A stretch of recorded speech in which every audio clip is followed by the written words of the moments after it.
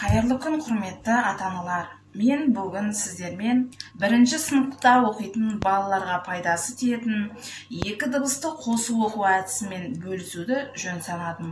Бұл әдіс өзімнің ұлымды оқытуға көп пайдасын тигізді. Сіздер де қолданып көріңіздер.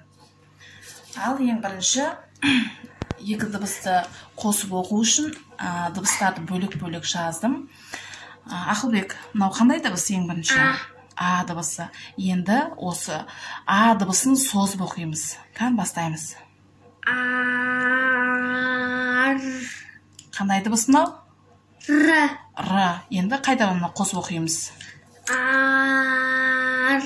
Ар. Келесі. Қандай дыбыс? О. Ал созып оқимыз. Ол. Мынау қандай дыбыс? Л. Л. Қайтадан қайталаймыз. Ол. Дұрыс. Келесі қандай? С. Ал мына шеттегі? А.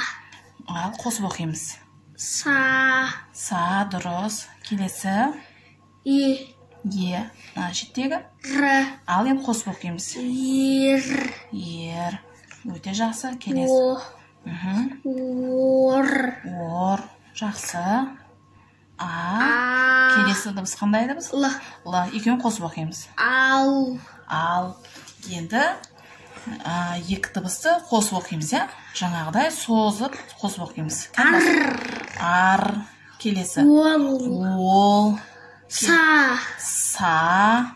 Ер. Ер. Дұрыс. Ор. Ор. Және соңғысы?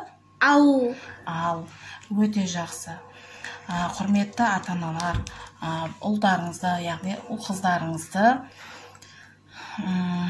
ең әуелі буындап, дыбыстарды қосып оқуда қиындық туып жатса, параққа осылай екі дыбысты қосып жазып, осыны жақсылап меңгергеннен кейін екі буынды жалпы 3 сөзден құралған, 4 сөзден құралған сөздерді қосуға үлкен пайдасы тиеді.